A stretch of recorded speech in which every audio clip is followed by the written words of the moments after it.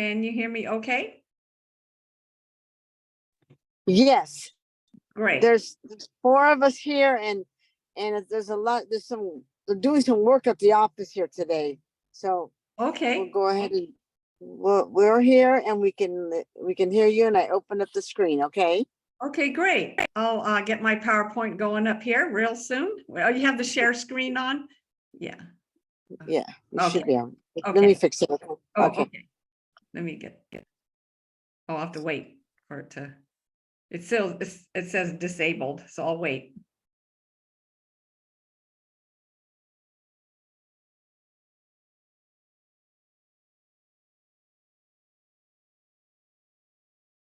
Okay, there we go. Let's see.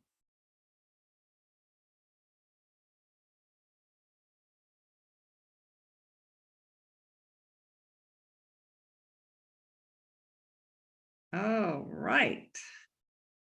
Well, let me get. Okay, well, welcome to this Kidney Quest Foundation workshop. I'm Elizabeth Cattell, nurse practitioner, and we're going to talk about heart failure and depression. Okay, well, the good question is, why should we talk about this?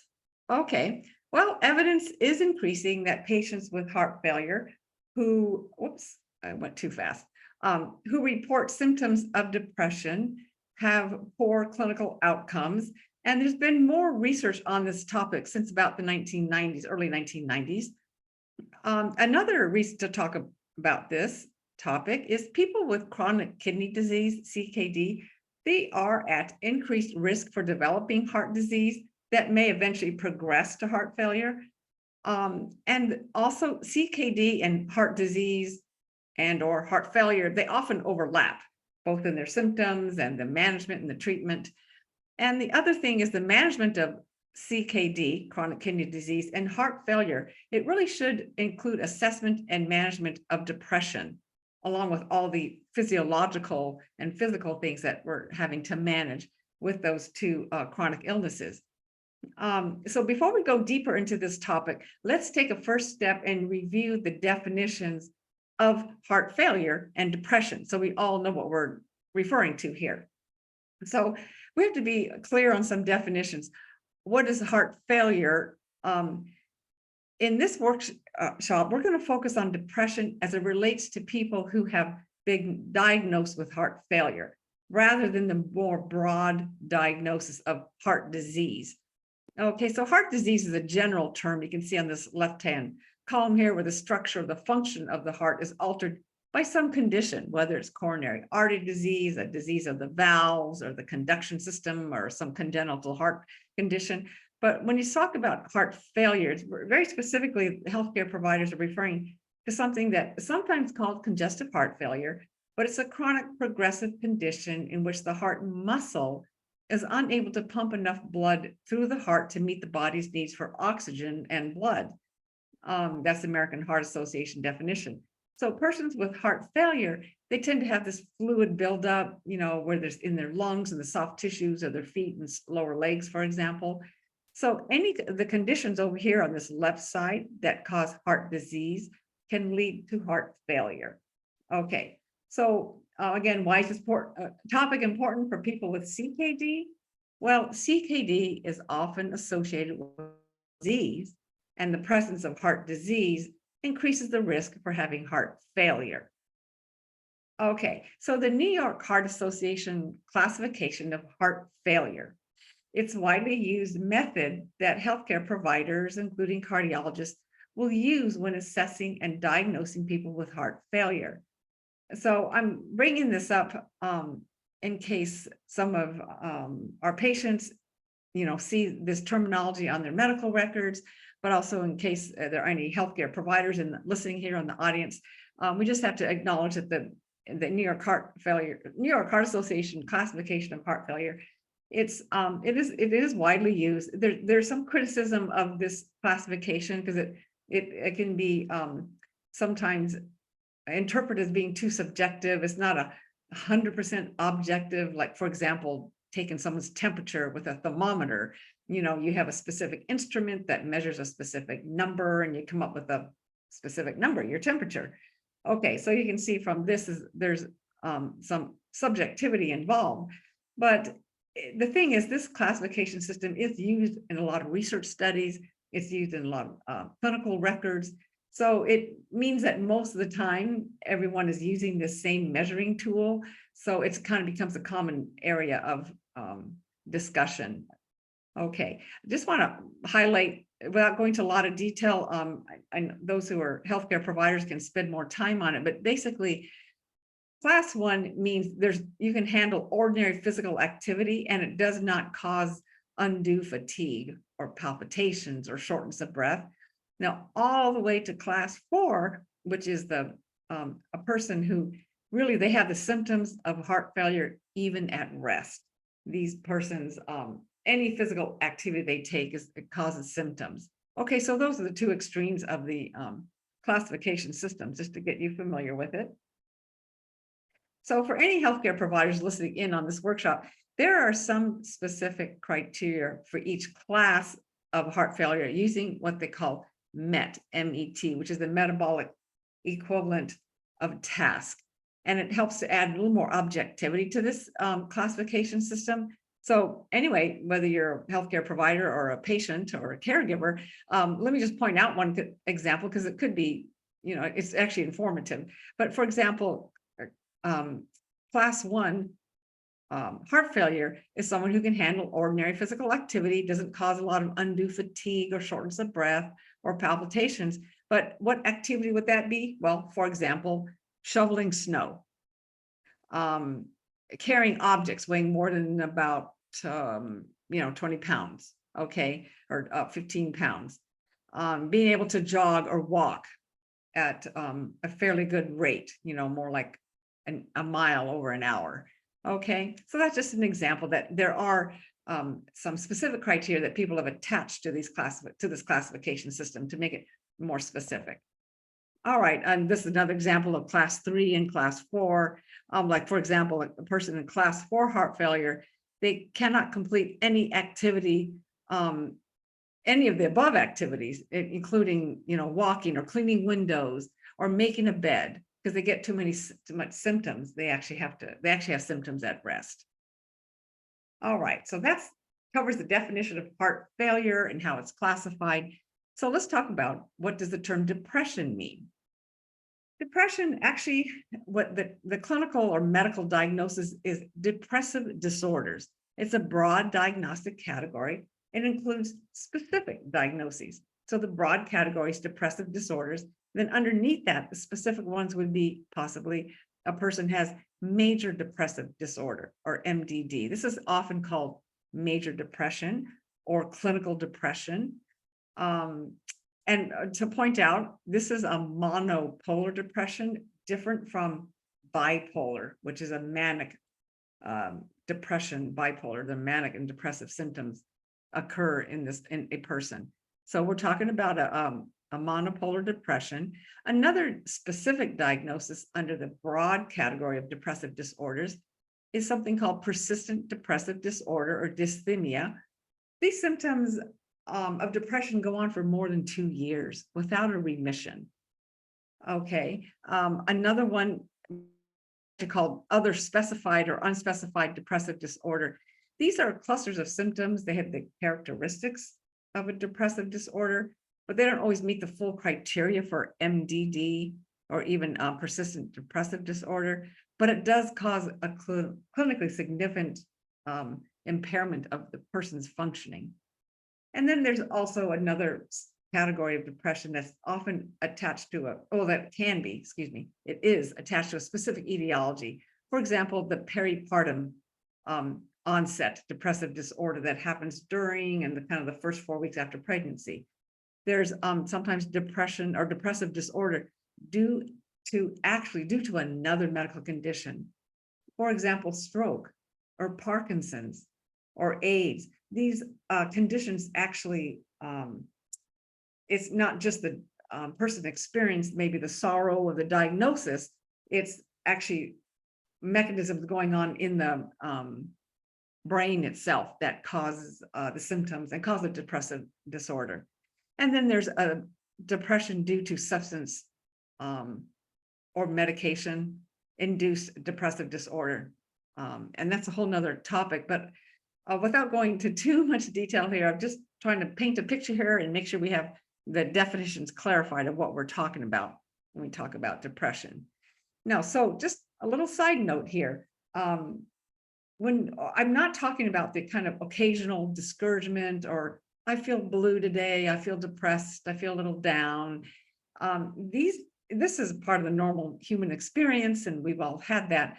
But the difference is those feelings of discouragement or feeling depressed, it doesn't prevent or inhibit a person, or you or I, if we experience these from time to time, it doesn't prevent us from doing most of our usual activities. We tend to go ahead and take care of our family, show up at our job, take care of household tasks and everything like that. And it usually resolves as the situation that triggered the depression goes away or is resolved or becomes more manageable. Okay. The person actually continues to receive pleasure from doing activities that usually give them pleasure anyway. So a person who's discouraged or feels depressed from time to time, usually they can continue doing the things that they enjoy doing to some degree. Like, for example, if they enjoy playing the piano or they enjoy some sport, often they actually engage in those activities to lift themselves up out of those feeling down, feeling depressed. Okay, so I'm just, again, I just wanted to make sure we're talking about the same term when we talk about depression. We're actually talking about a clinical condition where a person is impaired from carrying out the usual activities and they don't get pleasure from their normal activities. So this leads to my next slide here when we talk about the symptoms of depression. A definition that works really well is depression is characterized by sadness that is severe enough or persistent enough to interfere with function, and is often characterized by a decreased interest or pleasure in activities. A person like this, it's difficult to engage them into something that would provide them some interest or pleasure because they are so depressed. They can't go seek something that would give them relief from the depression as far as an activity, especially if it used to give them, it used to be interesting to them. So the symptoms are present nearly every day, and they may include, and I'll list them, but any combination of these and all or some of these to varying degrees, but it may include an almost complete loss of interest or pleasure in activities that were previously enjoyed. Again, the example of some recreational activity or sport, playing the piano, a hobby, sewing, painting, reading, anything like that. The person reports feeling a depressed mood. Their mood overall is depressed. The person may report feeling hopeless, helpless, like the situation or the life that they're living. They feel so helpless and hopeless to lift themselves out of whatever they perceive that they're facing. They have feelings of poor self-worth. They don't feel worthy. They feel guilt sometimes. Often there's social isolation. They tend to withdraw from the relationships that were meaningful to them or that could be meaningful to them. They also have somatic or physical symptoms such as weight gain or weight loss because they either eat a lot or don't eat enough.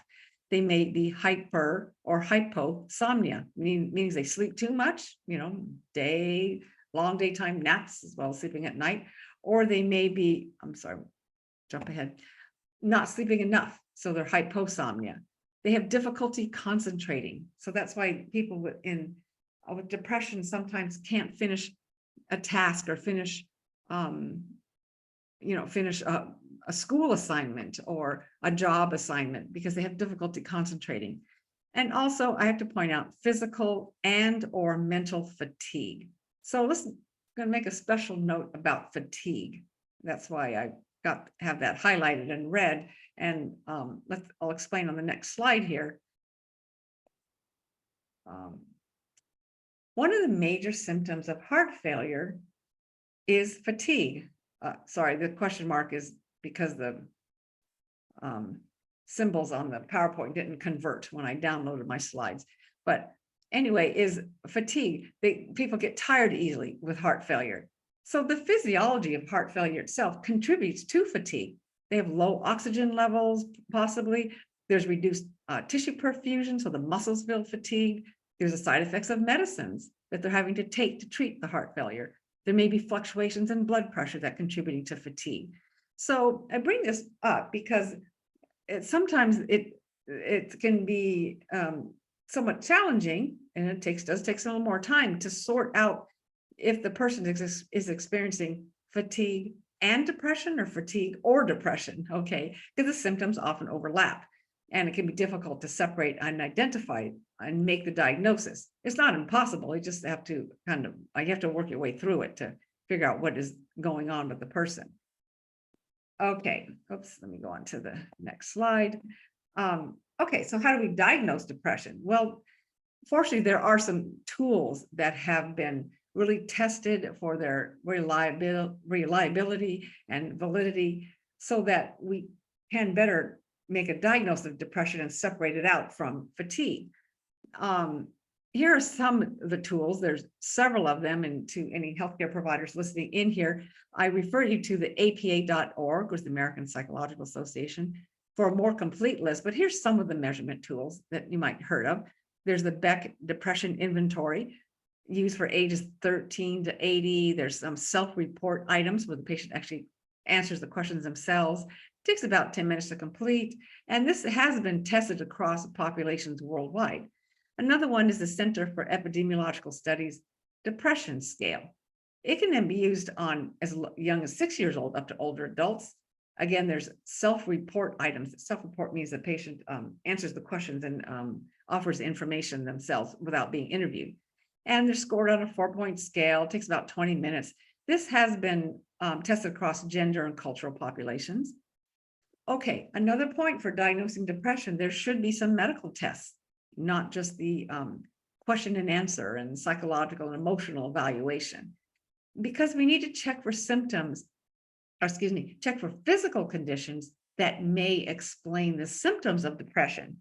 And that would be hypothyroidism, for example, brain tumors, stroke, AIDS, Parkinson's disease. These are just some of the examples of what have to be looked for when looking for physical conditions that may explain depression.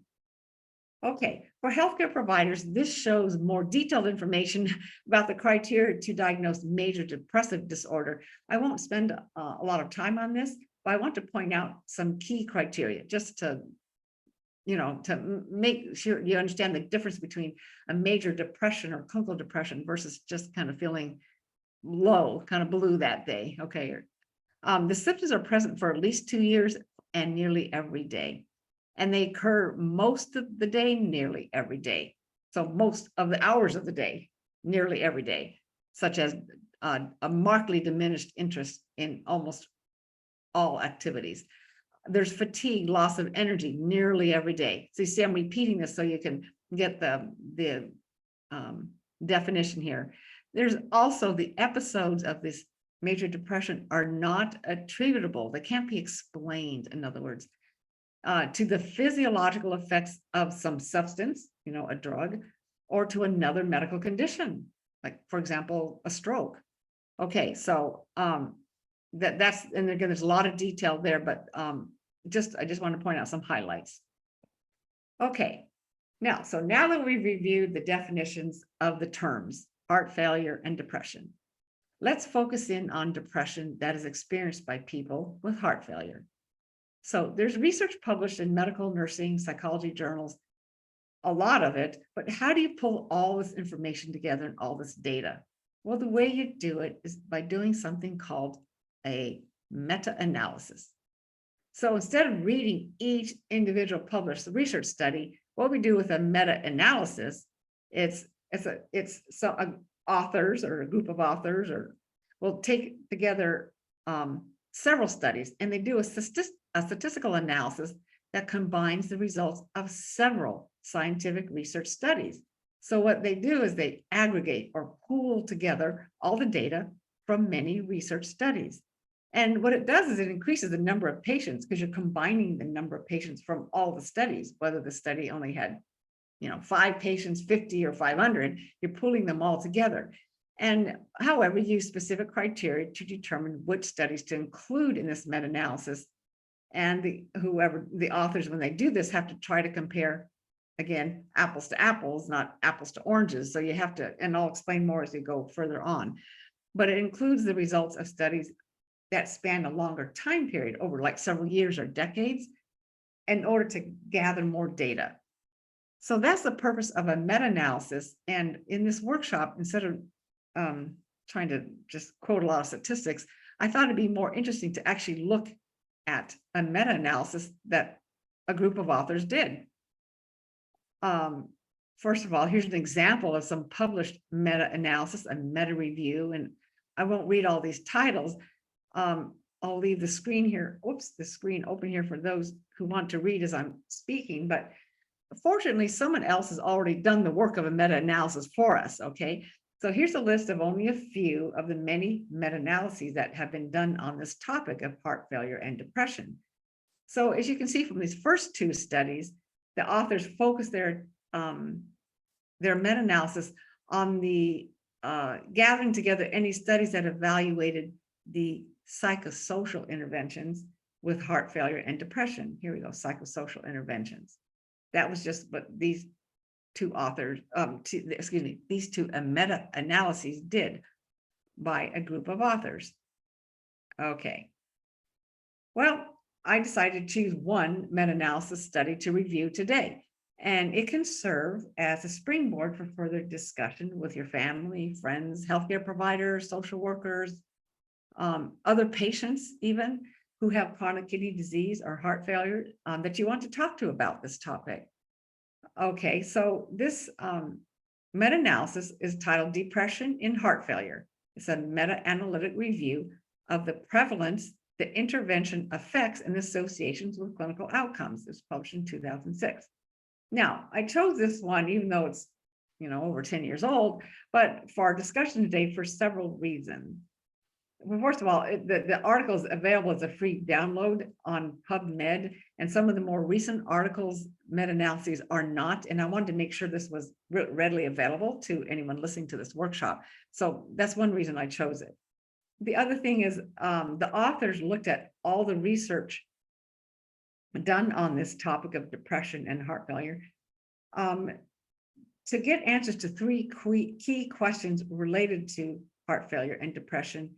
And those 3 questions, which we are going to review in just a minute, they actually stimulate a broader view of the topic, where some of the other meta-analyses, even though they cover a lot of patients and a large time span over many years, they tend to focus on one aspect of the topic, such as, for example, going back to this slide, such as just the psychosocial interventions on heart failure.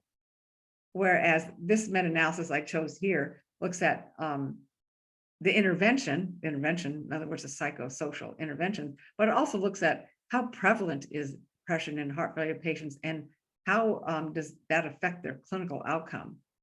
Okay, so enough explaining why I chose that. Okay, so depression and heart failure, this is a study done by Rutledge et al. Out of the VA Medical Center in San Diego, I believe.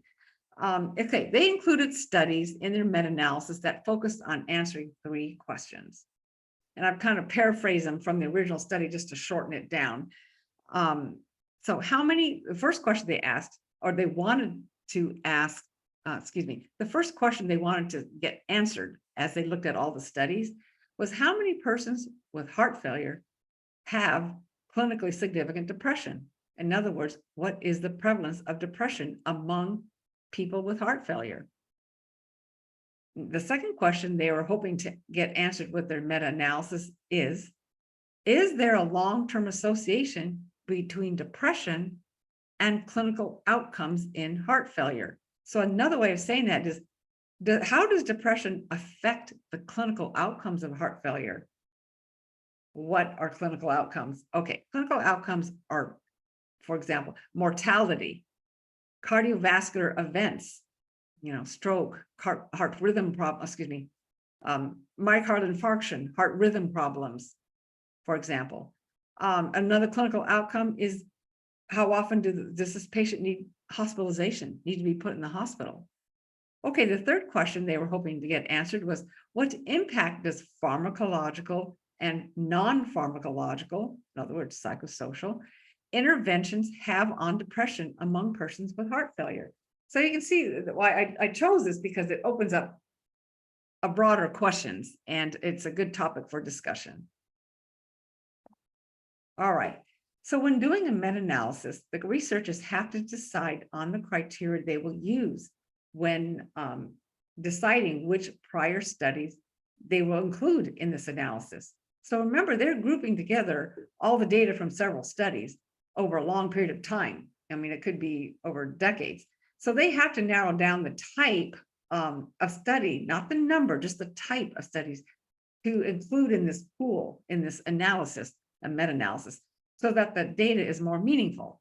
Okay, well, first off, they have to find studies that include persons with heart failure, not heart disease or just persons with rheumatic heart disease or one particular type. They specifically are looking for heart failure. Okay. The other thing is the studies have to have data about patients with heart failure who also have a diagnosis of depression. And that depression will have to be diagnosed by a validated diagnostic tool that we just talked about a few slides ago. The Beck Depression Inventory, for example, geriatric depression scale. There has to be a valid tool, not just a vague report, let's say, by a friend or family member. Okay. The geographic location of the patients, in this meta-analysis, they included patients in USA, Canada, or Europe. They said the patient could be in an outpatient clinic or in the hospital. The studies that they include in the meta-analysis had to, in their studies, report some kind of prospective relationship between depression and heart failure. Prospective means the depression is happening, the heart failure, and what is the outcome further on down the road, whether it's weeks or months. Based on, okay, so one or more of these outcomes: mortality, a secondary cardiovascular event, a rehospitalization, or increased healthcare costs.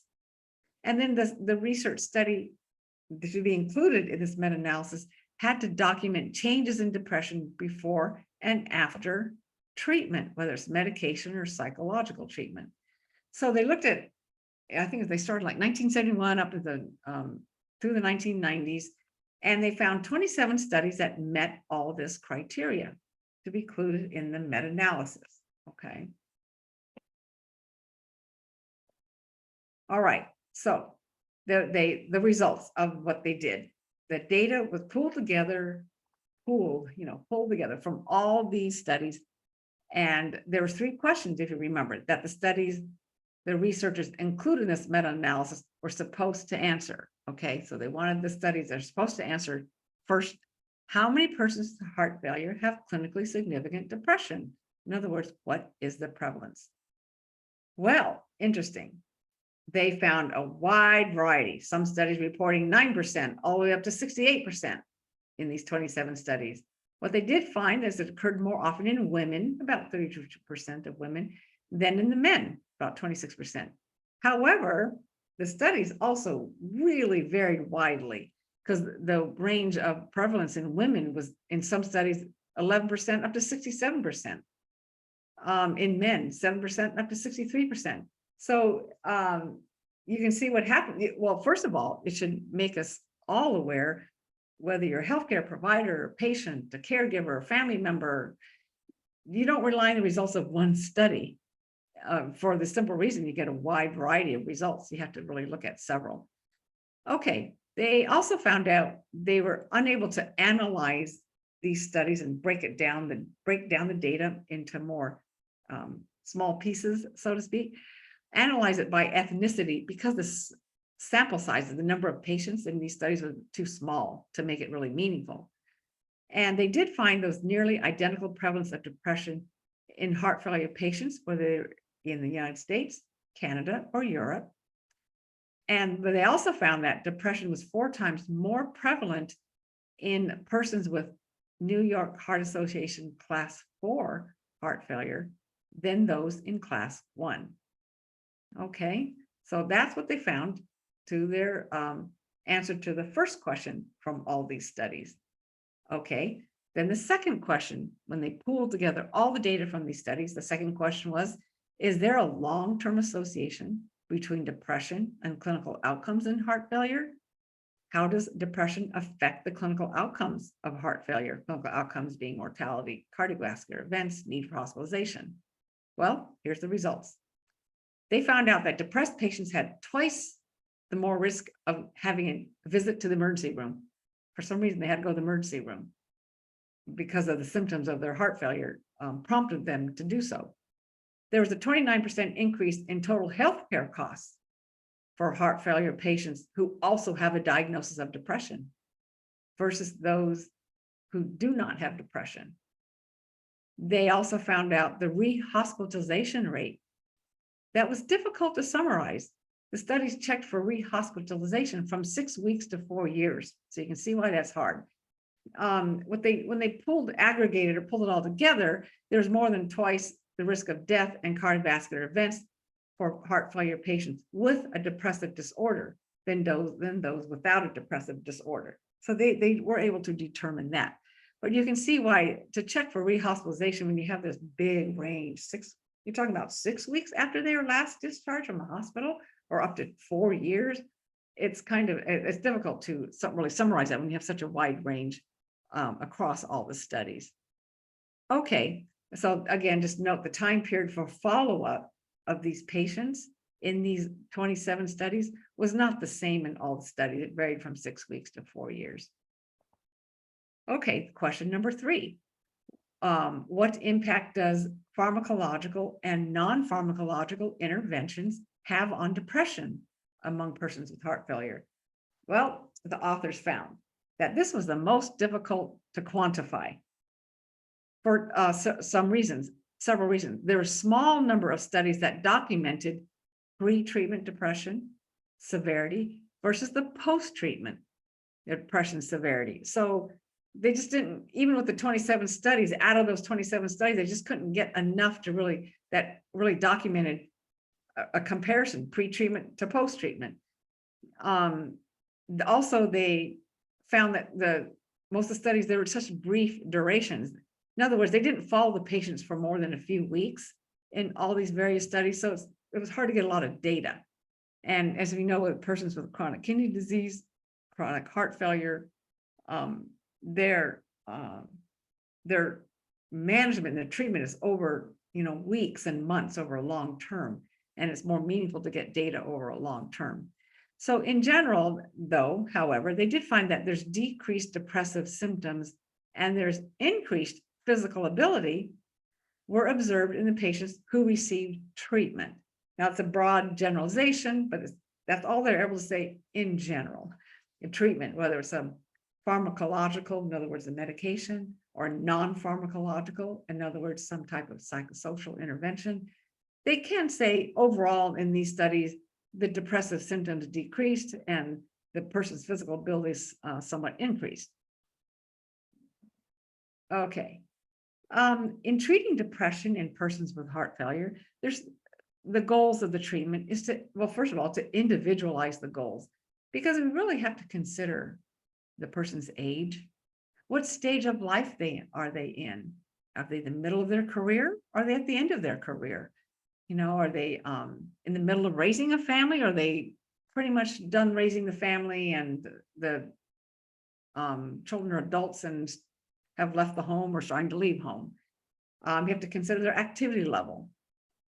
And also to individualize the goals, you have to decide with that person, what goal are we looking for? A sense of improved mood overall, Maybe their person is looking for just a satisfaction with relationships or with a hobby or a job. So we have to tailor to individual needs. Also, we must be age specific, children versus adolescent versus adult. Now in this workshops, I tend to talk more towards the adult population because as we're dealing with chronic kidney disease in that population. So the treatment strategies for depression in persons with heart failure, we have to, there's several. One is to assess for the depressant side effects of other medicines, that not the medicines being used for depression, but medicines to treat the CKD or the heart failure. Maybe we need to look at the side effects and hopefully, if possible, adjust medicines if we think one of those medicines is causing the problem or is contributing it to it. Oh, excuse me, I'm gonna sneeze in a minute. The other thing is with treating with antidepressant medications, the rule of thumb is to start slow and increase the dose gradually. Another strategy is optimize the cardiac function because we're trying to lessen the fatigue that comes along with heart failure. And by lessening the fatigue, you can actually increase that person's tolerance to activity and bring their energy level up. We encourage social engagement, involvement with family and community. That has definitely been shown to lessen or alleviate to some degree the symptoms of depression. Networking with other people who have heart failure, possibly support groups. Physical activity is actually encouraged even despite the heart failure and all the symptoms, whether it's a simple walking program. A walking program is done anywhere from 1 to 3 times a day or 4 times a day. I've had some patients who I encourage them to, it actually just works better for them to walk, 3-4 times a day, 5 to 10 minutes. They don't need to do 1 hour all at once. Yoga has shown some benefit, and also what we call chair exercises. Some people, maybe it's not the heart failure, maybe there's other orthopedic or arthritis conditions. They can't do the walking program. We encourage exercises from sitting in a chair. There's a lot of leg lift, arm lift exercises that can be done there. Also psychotherapy, cognitive behavioral therapy, mindfulness therapy, supportive therapy. These are all some treatment strategies for persons with depression and heart failure. Okay, whoops, I'm going too fast here. Let me go to the next slide. All right, so in conclusion, this brings up a lot of discussion, questions, and topics, which it should, because there's really not one answer that fits every person with heart failure and depression.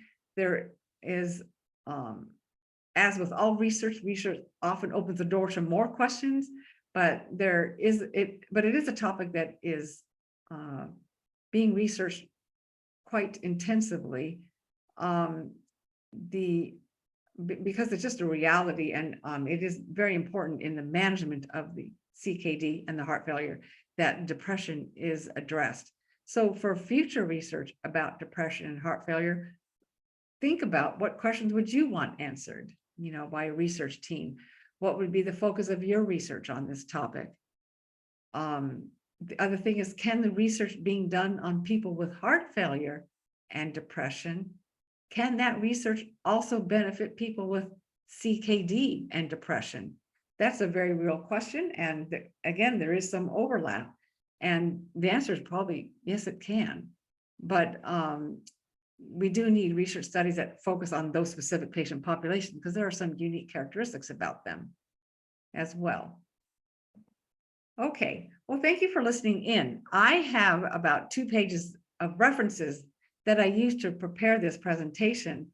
I encourage you, whether you're, a patient, healthcare provider, to dig into some of these. There is interesting information in all of them, even though I did not actually review them right in this workshop, because the results of these results from a lot of them definitely can apply to the research questions we were trying to ask. Like, for example, depression and cardiovascular disease, looking at the deep blue sea of women's heart. I mean, that's depression in women who have heart disease. Let's see, that's another good study. And go to the next page. Here's some more references. right here that could be appealing. All right. So I'll save this up here and for you to look at and be healthy. And I'll see you next time.